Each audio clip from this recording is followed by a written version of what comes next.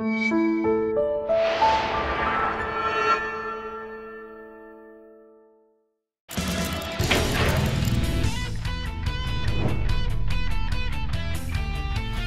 and welcome once again to the formidable and impressive Comic Vault. I am Captain Logan.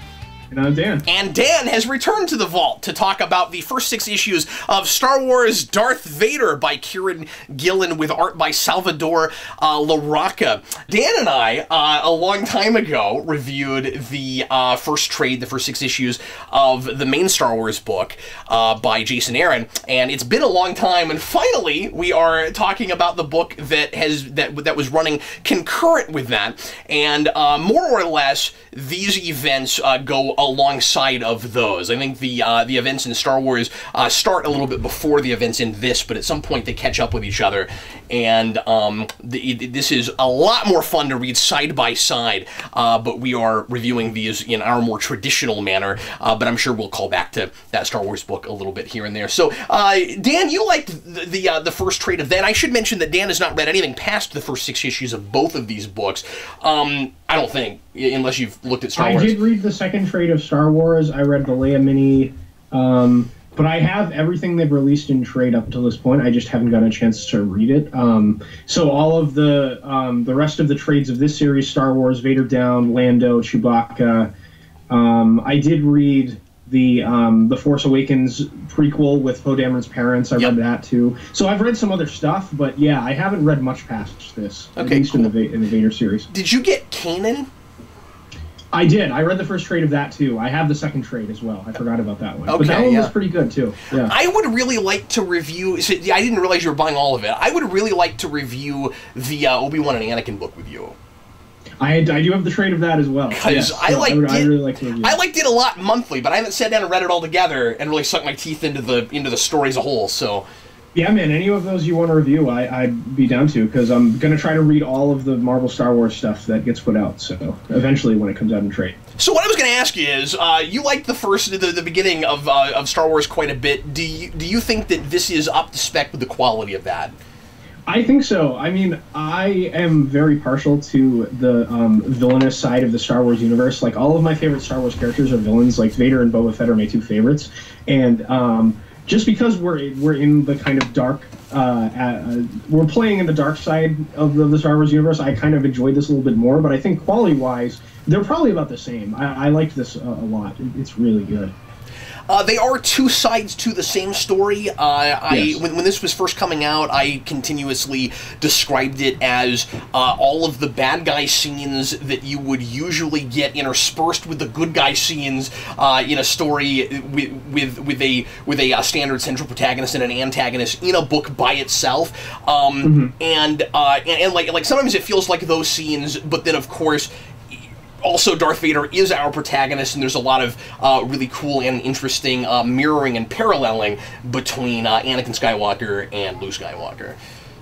Yeah, especially, like, this book opens with a scene that's directly parallel to, with what we'll see Luke do later on in Jabba's palace in Return of the Jedi. Like, Vader has the same walk-in scene, and he handles the situation completely differently, which is really cool. They do a lot of that kind of taking iconic Star Wars moments where you have a heroic character and put Darth Vader in that situation and see how he deals with that kind of thing. It's cool, but I like that a lot about it.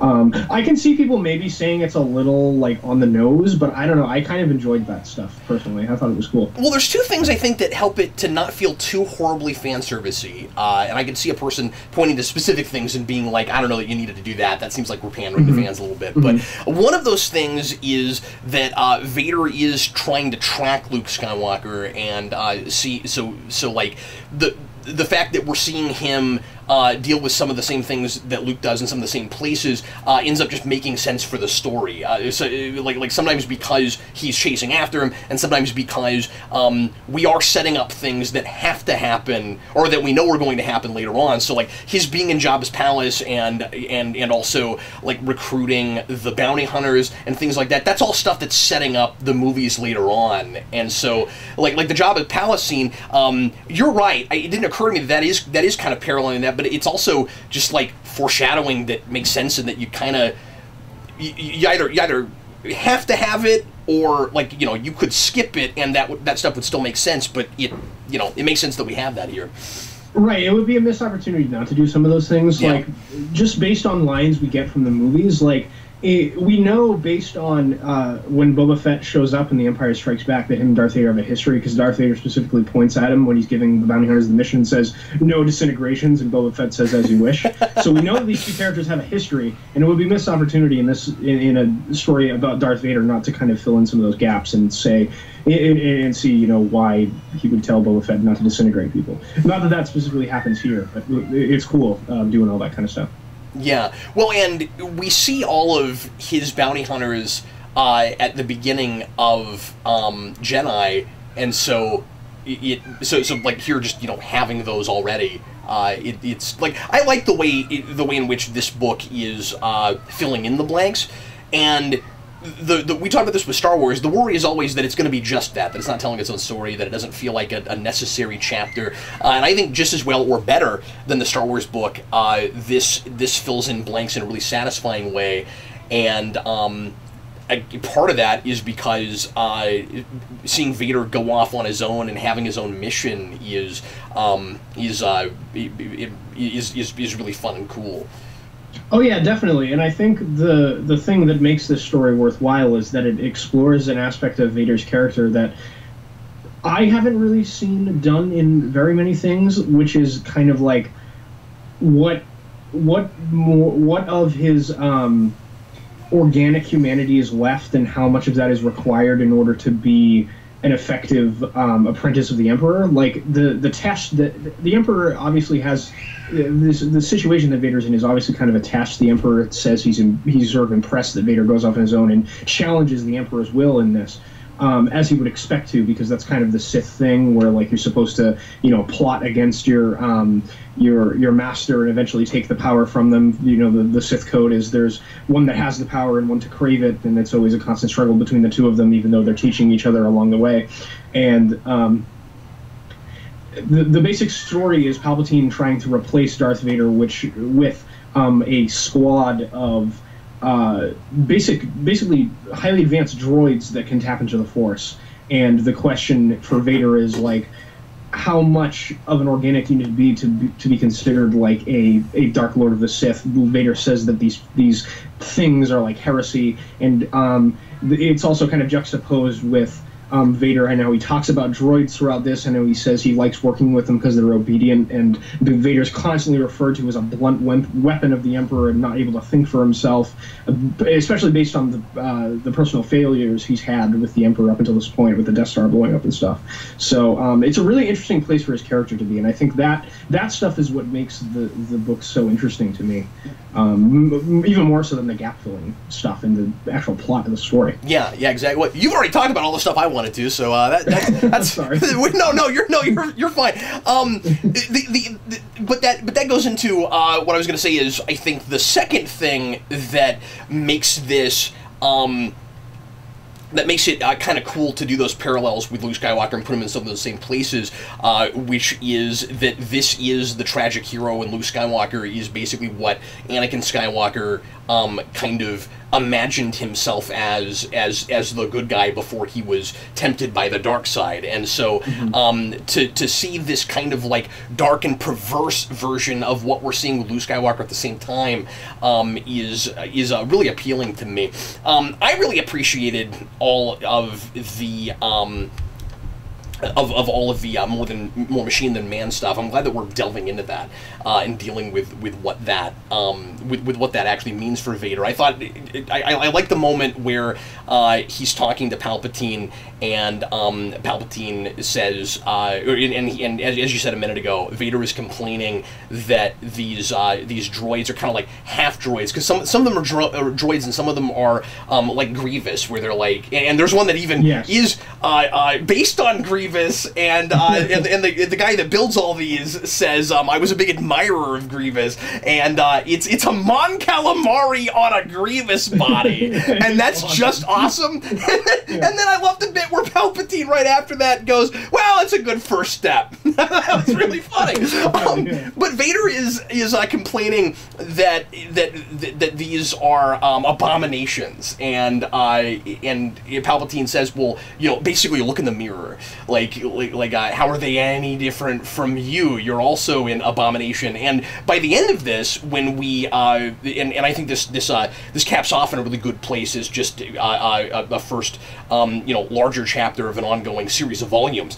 When Vader realizes that he has a son, he starts to kind of put together the way that Palpatine has been manipulating him, and that he intentionally turned him into all of this. And I mean, that gets real clunky when you look at the prequels, and so much of that I find really confusing and convoluted. And I think Gillen is doing his level best to make that as cohesive as he can, and make that stuff retroactively mean something that maybe it didn't as much, in the first place. Yeah. And like I'm enjoying that about it, but it also makes it kind of muddled. I have this question for you, Dan.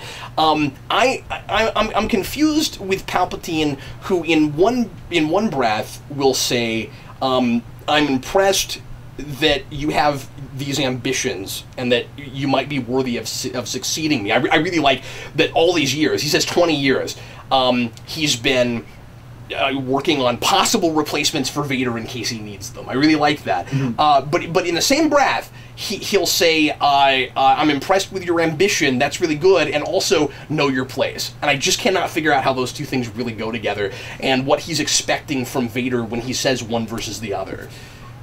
That's kind of the contradiction of the Sith code. It's kind of like you're supposed to accrue more power than your master and deceive them and think that you're weaker, and then stab them in the back and eventually take over their power if you feel like you're worthy enough. So Palpatine's sort of saying, like, I'm impressed that you're learning the ways of the dark side and learning how to, like, plot and do machinations behind my back, but know your place until you're powerful enough to succeed me. And because he doesn't think Vader's worthy yet. I think that's sort of what he's saying. See, because you've always talked about it that way, but I haven't read as much war stuff as you have, and so I'm having a tough time when I'm reading stuff like this, telling the difference between what is traditional and what just happens every time. Like with the Sith. Like, I'm having a hard time imagining that Palpatine actually wants to be overthrown. That, like, that's what's supposed to happen. Like it reads more like it's. And I mean, I might be wrong about this. I'm just saying, as I'm reading this, it kind of feels more like that's just the natural place it's going to go, and that shows like the weakness of the dark side versus the light side.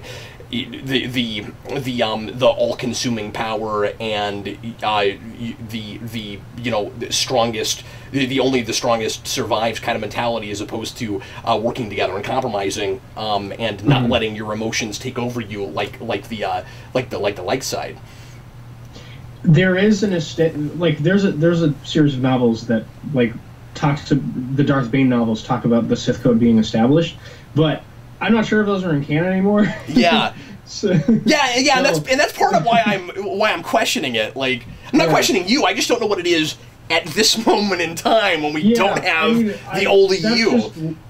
That's just what it's always kind of been with the Sith, and I think Darth Bane was mentioned in Clone Wars, but I don't know, because I haven't watched through all of Clone Wars yet. I don't know exactly like if they confirm that he was the one that established the rule of two and exactly what the rules are and things like that. But that is in old canon. That is the tradition of the Sith, where like the ruler knows they are going to be overthrown, not that they necessarily want to be, and they will try to stop themselves from being overthrown, obviously, if they think their apprentice is weaker than them and stuff. But it is the duty of the apprentice to become more powerful and best their master despite their best efforts. That sort of thing. So, how do you feel about Vader's supporting cast in this, and the ways that is paralleling Luke Skywalker's supporting cast? I really liked them. I really liked the two droids. They were really funny, and Dr. Aphra is a really great character. Yeah. I really liked that she's kind of like the dark side version of Han Solo, but at the same time, they're clearly doing an Indiana Jones thing with her. She's an archaeologist. She says, this belongs in an armory instead of this belongs in a museum, which is a classic Indiana Jones line. She's basically female all the major roles you know for Harrison Ford, yeah. Yeah, which I thought was a really neat idea, like doing an Indiana Jones type character in Star Wars. I'm kind of surprised no one has done that yet, to my knowledge, at least. I haven't read absolutely everything in the old and new canon. And also the notion of a droid archaeologist in a world where we've had droids going back that far is really interesting. Yeah, it is really interesting. Like, technology, archaeology. Like, well, I mean, I guess to a degree archaeology is always about technology, you know what I mean? Like, because it's about civilizations and what the advancements that they've made. But, like, you don't usually think of, like, really advanced technology when you're talking about archaeology, so that's kind of a fun twist on that. Yeah, it's a cool, unique thing to the Star Wars universe because it's such a used and ancient world that's also advanced, like, technologically by our perception at the same time. So I thought all that stuff was cool. I thought a lot of the stuff that Gillen came up with in terms of, like, droid technology in this was cool. I really liked that the organic droid hybrid that we see on Geonosis that's, like, perpetuating as a species is a really interesting idea because it's, like, a hive of, like, what Darth Vader is that was also created out of necessity of survival. That's a really interesting idea. Just like Darth Vader, unless that's what Palpatine meant for him to look like all along. I'm not sure about that. But I thought that was a really cool idea. I thought a lot of the prequel locations and stuff they use in this were really were integrated really well and were really cool in the same way that I thought, like, Leia going to the Naboo Palace in the Force Awakens prequel was a really cool idea, and sensing, like, the Darth Maul Qui-Gon Jinn Obi-Wan duel there was cool. Like, Dr. Aphra has, like, a modified Naboo Star Cruiser that she rides around in, which is really cool. There's a bunch of, like, little cool things like that I thought were really interesting. Yeah, this is calling back to and using and integrating stuff from just all over the place. Yes. And I like it even better than the Leia thing with Naboo because that was kind of a neat moment to call back to the prequels. But here it all feels like really organic and necessary, or cohesive, or at least cohesive, at least well integrated. Yeah. I'm surprised by the sheer number of references to things from both past and future, since this is, of course, a prequel in its own right. In just the first issue, like, there's so much stuff. Yeah, and some of the scenes are really haunting. Like, and he takes moments from the prequels that were kind of like in Attack of the Clones when Anakin slaughters all of the Sand People. Like, we all saw that coming because he acts evil from, like, the moment we see him in Attack of the Clones. But in this, it's really haunting because it makes it seem like whenever Darth Vader returns to Tatooine, it's like a ritual that he goes and slaughters Sand People so he can remember the pain and anguish that moment caused him, and it fuels his dark power. It's really cool. And the way that it's set up too, like, you don't even know that it happens until it's like this one big full-page spread when he's about to leave the planet, and it's just like a sand person village all destroyed. Like, there's a lot of really cool prequel moments there that are really well integrated. One of another one is when they're on Geonosis, and he flashes back to him just kissing Padme when they're about to go into the arena in Attack of the Clones as well. Which is really cool. Attack of the Clones gets called back to more than anything else in this, which is weird, because that's my least favorite of them. Yeah, but that should be the middle of that story, and it should be where all of the heroic, adventurous Anakin Skywalker stuff comes from. I feel like I have to kind of adjust the viewings I had and like interpretation of events from those movies when I'm reading this. I feel like that's what Gillen is doing. I think so too, yeah. Because you basically, like, the moments he gives you, if you have never seen the prequels, like, the thing what you really need to know about Darth Vader, like in those moments, like when he realizes he has a son, it flashes back to Padme telling Anakin that, you know, he's pregnant and stuff. You just need to know, like, there was someone that Anakin Skywalker loved earlier in his life, and she was taken from him because of this thing that happened. Like, the basics are there, I guess, so you can kind of emotionally invest yourself in his conflict in that way, I suppose. If you've never seen those movies, but if you have, it's like... and you know, and you have to know that Obi-Wan Kenobi was also his mentor, and that but the actual relationship they had is not really important and kind of detracts from what Gillen is trying to do with this. I feel like he strikes a really good balance between making the Darth Vader of this book, or the Darth Vader the protagonist of this book, and one of the major antagonists of the other book. That sounds like a real tough thing to me, and I feel like I can see the goodness in Darth Vader that Luke Skywalker is talking about at the end of Jedi without it getting sappy and mopey about it. Like, how easy would it be to accidentally make Vader, I don't even want to say too likable, but just like to have too much of a facade versus like Anakin Skywalker just still being alive and well in his head. Like, he's an amalgamation of the hero that Anakin Skywalker was supposed to be in those movies, and the relentless killer and blunt instrument that he's talked about as here in his head. And so you have several moments where you can tell that there is compassion to this character, sometimes even in his silence. Which I think is really impressive. When he doesn't say anything, that says more than him voicing what he's thinking in his head, because you can almost tell, you know. Yeah, because he's not going to allow himself to look weak and to show that he is anything but ruthless.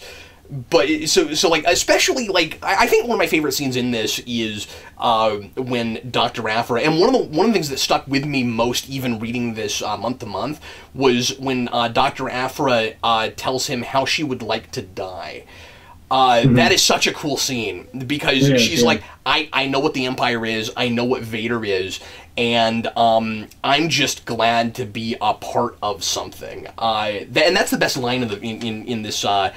In these first 6 issues, she says, I'm glad. It's an honor to be a part of history in some way. Yeah, she says, but this is such a cool way to phrase this. She says, I'm glad my body is doodling in the margins of a story worth telling. Ooh, I wish I'd come up with that. I'm jealous. Yeah. I'm jealous of Gillen for that line. The thing I really like about Dr. Aphra as a character, and I think why Vader spares her and a working relationship with her, is because she's the only character in this story, and really in most of the Star Wars universe, that's not intimidated by Vader and can read him, despite the fact that he has that mask on. Like, when he's silent most of the time in the scenes they have together, she knows basically what's going on in his head. But she doesn't know the exact details, but she knows, like, oh, like when they go to Geonosis, she's like, oh, you have some history here? And he's like, no.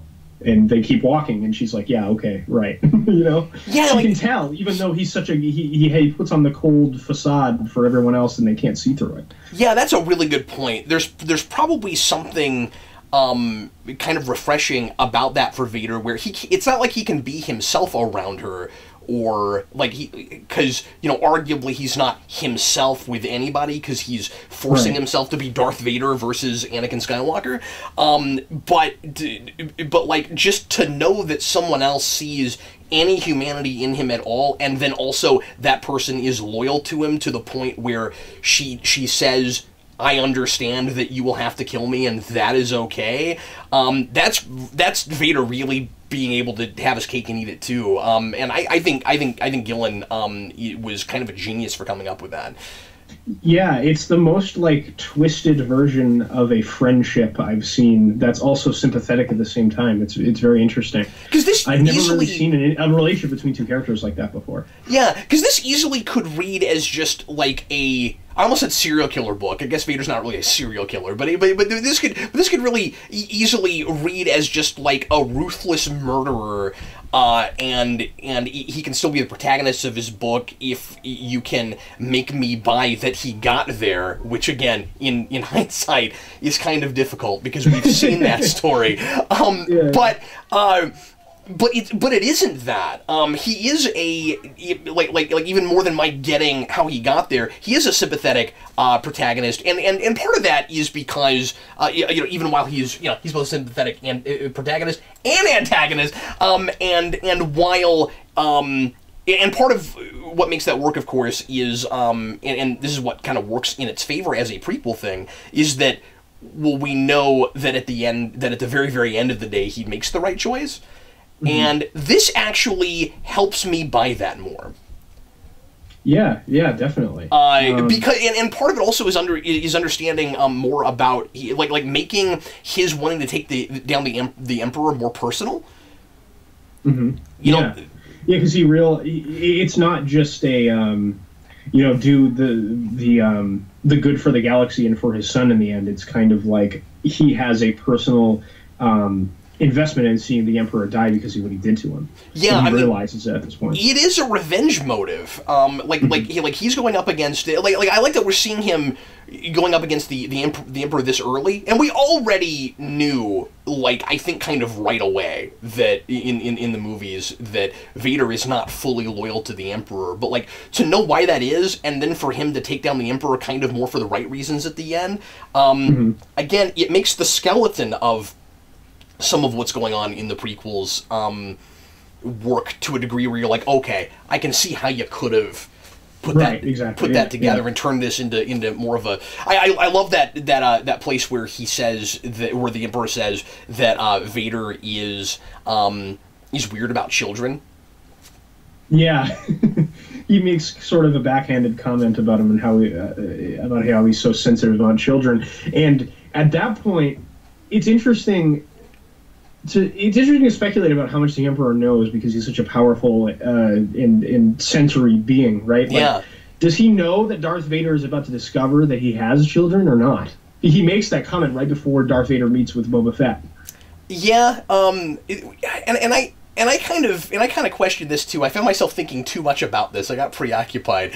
Vader makes a real big deal in the first issue, and I don't think it continues to come back. But he's talking about it a lot in the first issue, that the mind trick thing is a light side thing, not a dark side thing. That is not the way of the Sith, and yet you get the sense in the prequels that everything that the Emperor is doing might have been just one giant Jedi mind trick. And everyone's stupid. Yeah, and because it's just, I don't mean to spend this whole time dogging on those, but this is building a lot on those movies, and so I can't help but talk about them again. I mean, Dan, is that, and you and I have done commentaries on those.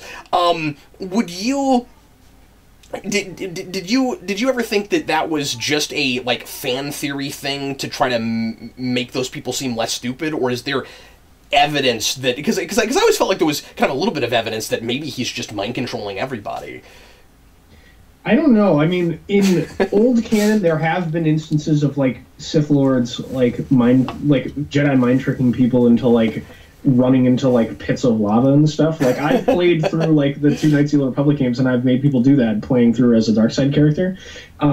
So I don't know in the new canon if that's a thing or not. The Sith don't do that. I'm not sure. I think that's probably a fan theory. I think for some of, because the Jedi, that power is only supposed to work on weak-minded people. Yeah. And if all of the Jedi that Palpatine has to manipulate in order to do that are that weak-minded, it calls into question maybe the idea was the Jedi Order were deteriorating and their teachings were not valid anymore. You could go so far down into that hole Yeah, I mean, and clearly those movies weren't thinking about that as much as we are, so maybe it's pointless to speculate too much. But I like that idea a lot, and that's why it gave me pause, because I want that to work. Like the idea that the Sith is about, because he says I much prefer Force. I really like that. Yeah. You let the dark side is all about letting your emotion control you. So you're not about patience, and that's one of the weird contradictions about Palpatine, is that he had a lot of patience. He really took his time, and that's kind of not supposed to be the dark side's way, right? Like, I mean, like there's manipulation, but like necessary manipulation, but it's supposed to be, I want something, I'm powerful, I go get it. Mm-hmm. Yeah, I think it's just like, I don't know if that's an individual thing, like, to Vader, where he's just like he's supposed to be like the blunt instrument, and Palpatine's like the type of Sith Lord that does machinations and stuff. Like, I'm not really sure. But that's weird, because Vader doesn't. That's what you're doing about it. Vader doesn't see himself as the blunt instrument. Right. Yeah. Right. Like he doesn't. He certainly like goes in guns blazing because he wants to be intimidating and imposing and show his power. But his frustration during all of this is that he's become subordinate to someone. And that he was seen by Palpatine as a failure, and that's what this whole book is about. With the Death Star, and that was because of a big ruse he came up with that failed. So, like, he wasn't being the blunt instrument there. He was like, oh well, let's let them take the Death Star plans and then see what happens with it. And that's the big mistake Palpatine claims that he made. Yes, that's right. So yeah, maybe that line is kind of weird. Now that I think, I just can't decide if it works or not. Like, I want to love that, but I'm questioning it a little bit. Yeah, definitely. Yeah, I really liked that whole scene with Jabba the Hutt. Other than that, that line that you just mentioned, though, like that whole confrontation in the palace, and the tension where, like, if you've seen Return of the Jedi, you know that there's a Rancor underneath the panel Vader is standing on, and he kind of like steps back from it when Jabba inches towards the button. it's a really tense scene. I liked it a lot. Again, I think I kind of wanted to see Darth Vader fight a Rancor and like own it in like 5 seconds. That would have been awesome. Yeah, but he can't kill it unless there's just another one there. Yeah, there could be another one. Because remember, in Return of the Jedi, there is a Rancor, like, caretaker guy that is very distraught when Luke kills the Rancor. So maybe he could have raised the one. I guess that could be the reason. Oh, no. Somebody with a lightsaber. Be series for the Rancor tamer. That would be awesome. You know what just occurred to me? It's kind of interesting. I don't know that we're doing anything with this, but seeing Vader there at the beginning of this, it's kind of interesting that Luke Skywalker is wearing a black cloak at the beginning of Jedi when he goes there. And the whole idea with that, when I watched like the whole behind the scenes thing, they talk about this. The idea with Luke wearing the dark robe and force choking the Gamorrean guards when he walks in there is supposed to defy the audience's expectations that Luke followed the light side after the events of The Empire Strikes Back. You're right. There's supposed to be like this kind of doubt in the audience's mind, like, oh, maybe Luke turned to the dark side, and we eventually find out that that's not the case. But yeah, because they have that same shot of Luke when he walks in with the black robe juxtaposed against the sunlight of the garage door thing opening up with Vader in this. It looks almost exactly the same. It's cool. I'm sure one of the big fan favorite, or maybe the fan favorite character in this for a lot of people is 000, who is hysterical. And again, that's an idea that maybe seems kind of obvious, where it's like, oh, okay, evil C-3PO. But the way that's played for dark comedy, where like the levity in this is like really wrong. I love that. It's hysterical. And we do a lot of really cool things with him afterwards. And hopefully this is not giving away too much to you, Dan, but he's still around when we get to Dr. Aphra. Like, we love that guy. Awesome. That's awesome. we keep using him. But yeah, the idea of a sadistic droid that is programmed like C-3PO to be a protocol droid, and at the same time as he says things like haha, you're on fire and dying. he also says politeness costs nothing. Yeah, and there's this one scene where he tortures someone in this, and it's like, I never thought I'd see a menacing protocol droid before, but they do it, and it's really effective. And of course, really good. I'm sure part of why that's there, and it's interesting that, and maybe it's supposed to be subtle. I'm kind of glad that we don't come right out and talk about this or make it a flashback that Vader has, but like, Anakin Skywalker built C-3PO, and yeah. And we have an evil C-3PO, and we also have Vader like working with droids and liking the loyalty of droids. I like that he says you can always trust a droid.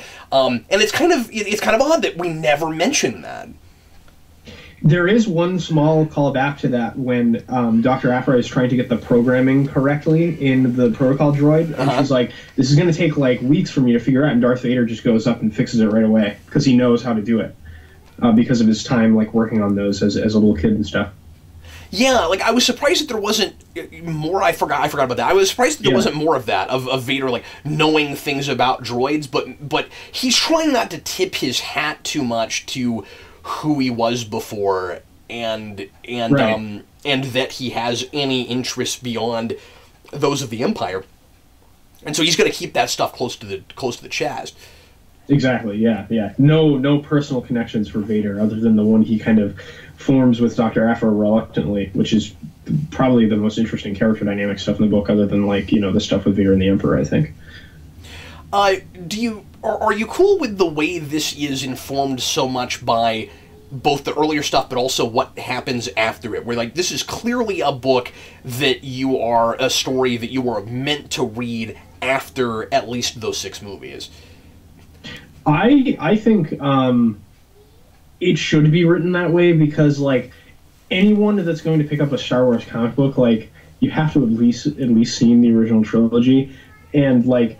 I would argue that most of the people that are reading this book have seen all 6 movies. Like this I think these are comic books are at this point like products for the fans of at least in the Star Wars realm, and maybe even the Marvel movies at this point. they are products made for the fans of those movies as like extra storytelling kind of things to fill in gaps and stuff. And I think it does that really well. And yet it doesn't read as just supplementary material to me. Right. No, that's what's impressive about it, and that's why I feel the need to ask the question. I'm with you. I think I think ultimately it kind of should be read that way, or written that way.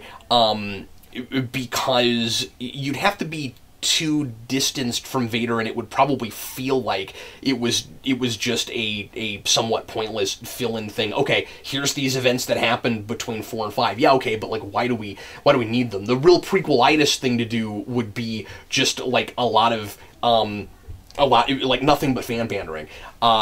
And silly like opposite land things where it's like Vader's not like this yet, but eventually he'll be like this. That kind of thing. Right. And I've read Darth Vader miniseries like when Dark Horse was doing them for a while. They did like 3 of them in a row, and a few of them are really good. Where it was like Darth Vader wasn't the central character of the story. He was just kind of a force of nature that came in and was like a plot device. And that's what I expected this to be initially. Yes. Yeah. I didn't think this would be a character piece for Vader. Right. Yeah.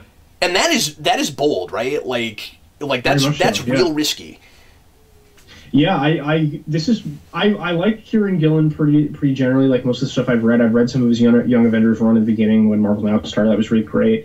I'm trying to remember like what other stuff I've read by him, but this is definitely like the best work I've read of his. This is really good stuff. Yeah, because it is as good and as layered as what Jason Aaron is doing with Star Wars, and I wouldn't usually put them in the same category. No, I definitely wouldn't either.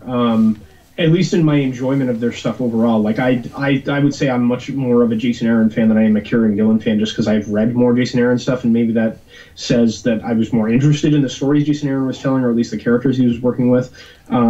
But yeah, this is really great stuff. I'm really excited now to read the Dr. Aphra book, to see what he does with his own character that he created in this kind of Star Wars comic book universe that is now in the new canon. So it's all together. Like I would be really excited to see like Dr. Aphra show up in Rebels sometime, or just make her a character that shows up places. That'd be awesome. Yeah, I mean, I think she'd have to be like a little girl or a real early teenager. Yeah, that's true. If they did that, but the new season of Rebels, I don't know how far along they are now, because I know Ezra is a little bit older now. Oh, did they jump ahead? I don't know. I don't know. I have the first two seasons on Blu-ray. I got them for Christmas, so I'm going to watch through all of them and try to catch up, because Thrawn is in the show now. Yeah. Maul is a prominent character in the show, and I've heard it's like really great now if they're done just being on Lothal for the entire season. Oh, that's good. Well, yeah. I mean, I won't go back and rewatch all that. I'll skip to where I was, but yeah, I fell off of it too. Yeah, no, I definitely did, just because like there was some stuff going on. I was busy and just didn't continue to watch the show. And it wasn't like I liked a lot of the individual episodes, but I wasn't really excited about watching it. But now that all of those characters are involved, I definitely want to go and watch more of it. It looked like it was getting to a place where they would they would do some continuous storytelling as opposed to kind of just biding their time, like I felt like they were doing early on. Yeah, and apparently, I mean, this is kind of off topic now, but it's still Star Wars. The guy who was one of the screenwriters on Rogue One wrote a origin story episode for Wedge Antilles, which sounds awesome. Oh, interesting. I really want to watch that, because like the Rogue One writer plus Wedge Antilles origin story sounds like a really great idea. So it's cool stuff. What do you think of the art in this? I do like Salvador LaRocca. My first exposure to him was Fraction's Invincible Iron Man run, because I've read all of that stuff. And the thing with LaRocca is he's really great with drawing armored characters and technology, which is why he was picked for this, obviously. Like Iron Man and Darth Vader, they're both characters in like big armored suits and stuff. It's a little photo referencey for me a lot of the time. Like every time he has a face of a character that's from one of the movies, it's clearly photo referenced from a scene in the movie. Like every time Luke shows up, I know what scene that Luke face is from. Okay, that makes sense. Yeah. Every time Vader shows up, I know that he, like, whenever he's sitting in like his meditation chamber, there's like a specific scene from Empire that he's just drawing again. A lot of one of the covers with Palpatine, he's making and the only difference is, like, he has the same face. The only difference is he's going like this instead of like having his hands at his side. So and now that you say that, there's a panel where he's smiling where I know exactly where that's from. Yeah. Yeah, so like the faces are a little photo referencey for me, but like whenever he's drawing like the action where he can't really photo reference stuff, it's really great. So it's kind of a mixed bag for me. I think LaRocca is a really talented guy. I just wish he wasn't as photo referencey as he is. But I think his art is really well suited to this.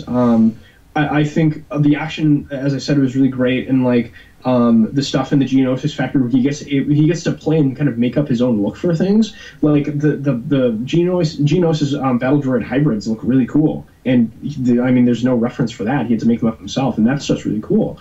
And so it makes you think, well, he could do that. Why isn't he?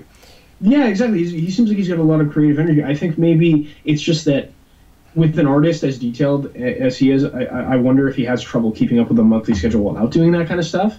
I really don't know. But yeah, that's kind of my basic thoughts on it. It's not that like I don't like him. It's just a little distracting sometimes with all the photo referencing stuff. Yeah, you're right. And like as detailed as he is, because he's pretty pencily.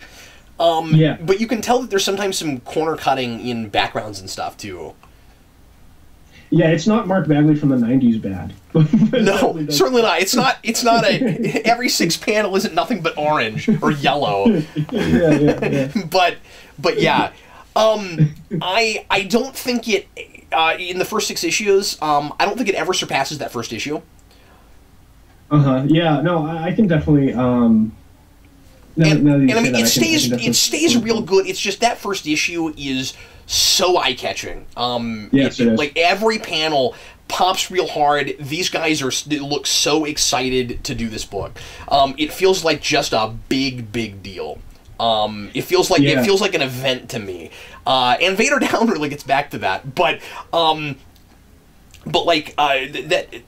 I was really impressed with that when it first came out, when I popped it open, and I was like, okay, like this and the Star Wars book together are like you have so much reverence for that material that they're like coming right out in neon lights and saying, don't worry, this is not just a fill-in thing. When you're finished reading this, you will hopefully feel like it's necessary, and you'll be glad you had it, and it will inform those movies in character ways, not just in hey, look, here's a scene that was missing that tells us that maybe informs something later on. I'm glad to finally have a history for, and I'm sure other comics and books in the old EU did this, but I'm glad to have a history for how the heck Vader figured out that Luke Skywalker was his son in the first place.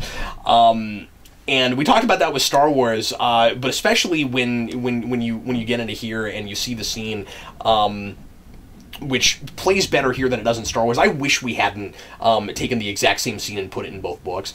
I agree. I don't want to go to his perspective at all in Star Wars, because we have this. Agree. I think the only reason they did it in that is because they felt the need to like follow Boba Fett, who was in like the previous scene with Luke, into that scene, because they felt like it would be weird to not have to have that plot line just drop and have it continue in another book. But I'm with you. Like, this does read to me like a crossover between the books that's just ongoing. Like, Vader Down is a crossover between the two books, but they felt like that to me the entire time I've been reading them anyway. I think it was something of a misstep to play up an event between them, because they should have made it really clear that you're supposed to be reading both at the same time in the first place. Like, Star Wars reads just fine without this book, and this book kind of reads okay without that. Yeah, I mean, you could read both of them separately, and they're trying to make it so that that's okay, but like, they inform each other so much. I don't know why you would want to do that. Like, who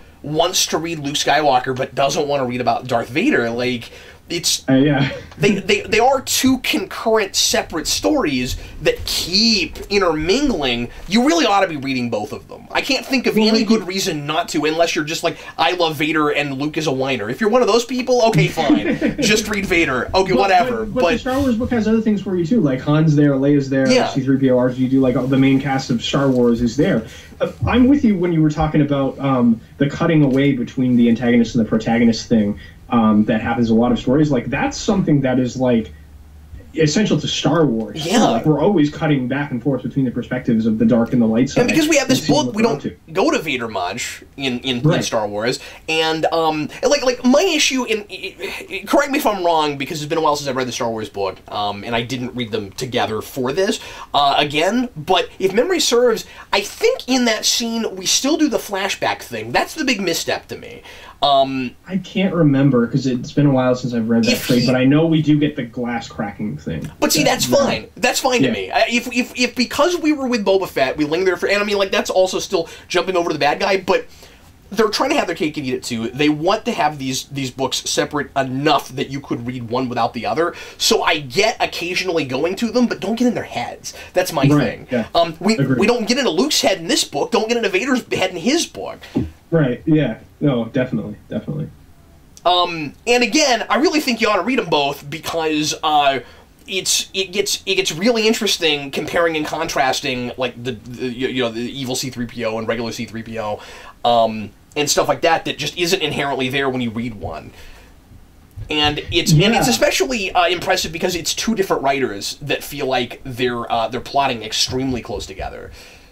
Well, I would imagine that whenever they talk about these books at the Marvel retreat or whatever, or what, Darth Vader's over now, but when they were planning them, I would imagine that Kieran Gillen and Jason Aaron, even when they aren't together, are in constant communication about what they're doing in these books and stuff like that, because there has to be a general kind of direction that they're taking the stories. It's going to be interesting to see, like, at some point, if they swap, like, if they skip over one of the movies, like, if they tell enough story between A New Hope and Empire that they eventually jump to between Empire and Jedi at some point. Like, that would be interesting to see. I don't know what the Star Wars book is going to do, because at some point it hits a wall. I was surprised when Darth Vader's cancellation was announced, and I was like, okay, they're being really smart about this. That can't go on forever, and they had a story to tell, and they told it, and they didn't just like they could have done a time jump and gone, you know, maybe between 5 and 6, but I there's not much time. I don't know what you would do with him. Well, there isn't enough time for Luke to finish all of his Jedi training. So that's true, but that always feels like, when I watch those, that feels like that must have happened in about a week and a half. But yeah. Oh, speaking of time, I'm also really glad that we come right out and we say the Death Star took 20 years to build.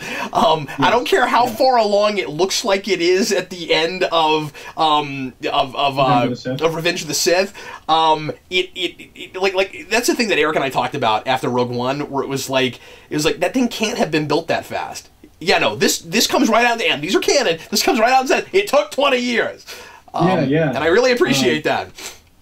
Yeah, no, that's just really great. In relation to what you were saying about the Star Wars book, what you think they'll do, I think what they'll do is whenever Jason Aaron's done telling a story between A New Hope and Empire, they will cancel that book and they will relaunch it with an all-new, all-different Star Wars that takes place between the other movies. Oh no, I'm almost positive that's what happened. I'm glad that Darth Vader didn't have a time jump before Star Wars. Like that would have been really strange. Yes, you end that book because we're done with the story we're telling, and you let Star Wars keep going if you have more story to tell there. I should say I've only read about halfway into these. I finished Vader Down, but I didn't read some of the Star Wars issues in between. Getting to like where I'd left off and getting to Vader Down, so like I don't have the whole history right now in my head. So I'm not sure why he felt the need to keep going after Vader with that. But if there was only 25 issues of this to tell your story, I'm really glad that they're still being really smart about putting those things together. And I don't mean to say that every book has to take place at the same time. I'm really glad that we're jumping around some with the different Star Wars books. But I don't know if they'll come back and do Vader again, but I'm just glad that like one didn't jump without the other one. I wouldn't be surprised to see if someone else has a story to tell eventually come back and tell one, even in like a miniseries or something. That's kind of the beauty of this universe and these characters. You can come in and like fill in small gaps in the stories. Like I would imagine the Han Solo book is like, which is not out yet in trade. The Leia book was like that. I would imagine Chewbacca and Lando is like that too. Speaking of which, like if you have all of these books, we should review them at some point. Oh yeah, I'm definitely. planning on reading them. So I have about 75% of it. Okay, cool. I gave up on Chewbacca because I was bored. I may go in and get the rest of those at some point, and I only gave it a couple issues, but I was not. It was kind of like a comedy book too, because like you couldn't understand what Chewbacca was saying because it was just Wookiee speak on the page, like. And a lot of it kind of a funny idea, but and a lot of it I've bought, but not gotten to yet. So Lando, I read the first couple issues of and loved it, but I haven't finished it. Yeah, I'm really excited about Lando. When the smoothest man in the galaxy gets a miniseries, I got to read that. That sounds like the intrigue in that was, I remember, being pretty sophisticated. That was really well handled. Leia, I thought, was just okay. I agree. I didn't really care for it as much as some of the other stuff. Yeah, I loved it. And like I said, Obi-Wan and Anakin, if nothing else, for that art, man, is just like be still my beating heart, man. That art. But it's but also like filling in stuff with their relationship. Kind of helps this book a little bit too, but anyway, but so yeah, I mean, I would definitely like to go in and talk. I mean, I obviously I don't know my Star Wars really well, but I'm learning things.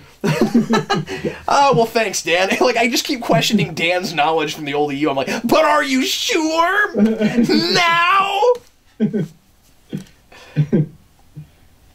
Well, we're coming up on an hour on this somehow or rather, so that's probably going to be it for us today. Thanks a lot for watching. If you've read this, let us know what you thought about it in the comments, and I don't know if Dan and I will come back and do the rest of it, but we may. So I would like to, if we have time. That'd be great. We'll keep... We'll chat about it and figure out what we have time to come back and do, but anyway. Thanks for watching, folks. We sure appreciate it. I am Captain Logan. And I am Dan. See you later, folks.